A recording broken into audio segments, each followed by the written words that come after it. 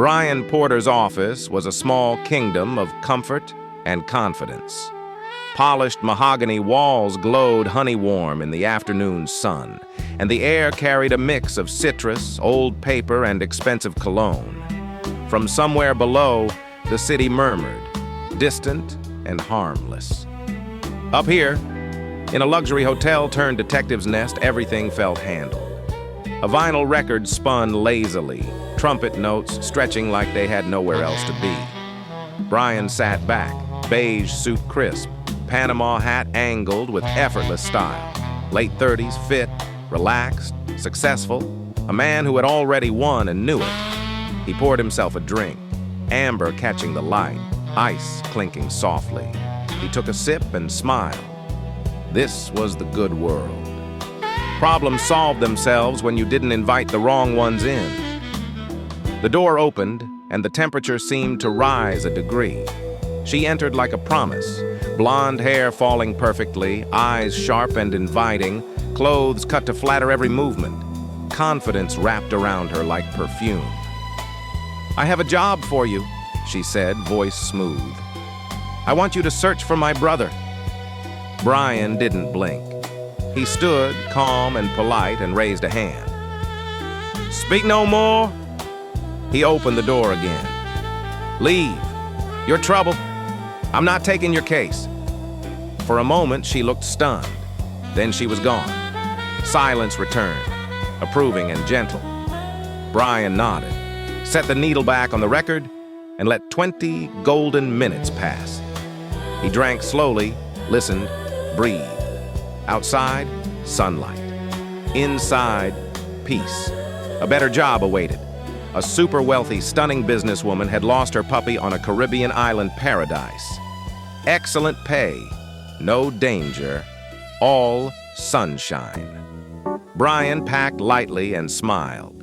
The island greeted him with warm air, turquoise water, and laughter everywhere. Colors felt brighter here. At the golf club, palm leaves swayed and white dresses fluttered. He asked around. Every woman he spoke to looked impossibly beautiful. Sun-kissed skin, bright eyes, effortless smiles. They leaned in close, laughed easily. No one had seen the puppy. Every one of them invited him over. "Thank you," Brian said, tipping his hat. "Maybe later. Let's see what the day brings." He wandered down to the beach, cracked open a fresh coconut, and let the sun soak into him. Time slowed.